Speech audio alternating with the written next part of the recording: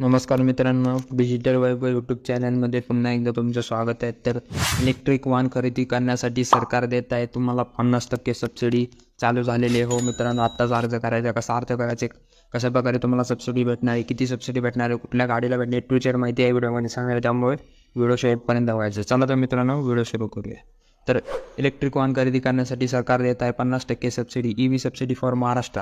EV subsidy देशातील वाहनांची विक्री वाढवण्याचा उद्देश अवजड उद्योग मंत्रालयाने एक नवीन योजना जाहीर केलेली आहे. ही योजना एप्रिल 2024 ते जुलै 2024 या 4 महिन्यांसाठी लागू असणार आहे.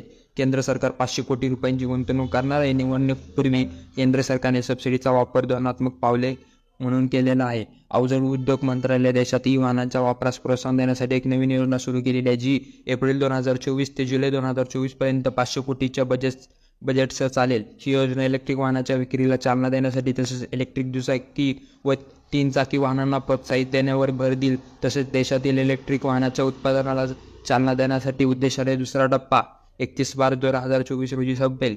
तसेच अवजड उद्योग मंत्री महेंद्रनाथ पांडे यांची वाहनांची योजना ही EMPPS 2024 यांनी अनावरण केलेले आहे.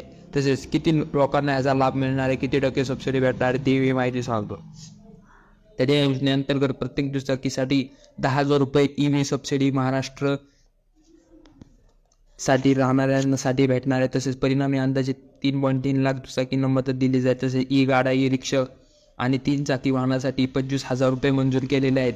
तो मित्रांनो, आणि 41,000पेक्षा जास्त वाहने आधीच समाविष्ट झालेली आहे. याशिवाय मोठ्या 3 व्हीलर खरेदीसाठी 50,000 रुपये मदत दिली जाणार आहे. हे समर्थन FM सेक 2च्या अंतर्गत विकले जाणाऱ्या वाहनांना 31 मार्च 2024 पर्यंत किंवा सहाय्य निधी संपेपर्यंत वाढवले जाईल, असे माहिती दिलेली आहे. तर अशी महत्त्वाची माहिती होती. सर्व मित्रांना शेअर करा आणि कुठली EV गाडी तुम्ही घेणार मला कमेंटमध्ये सांगा. चला तर मित्रांनो, भेटूया अशा व्हिडिओसाठी. जय हिंद, जय महाराष्ट्र.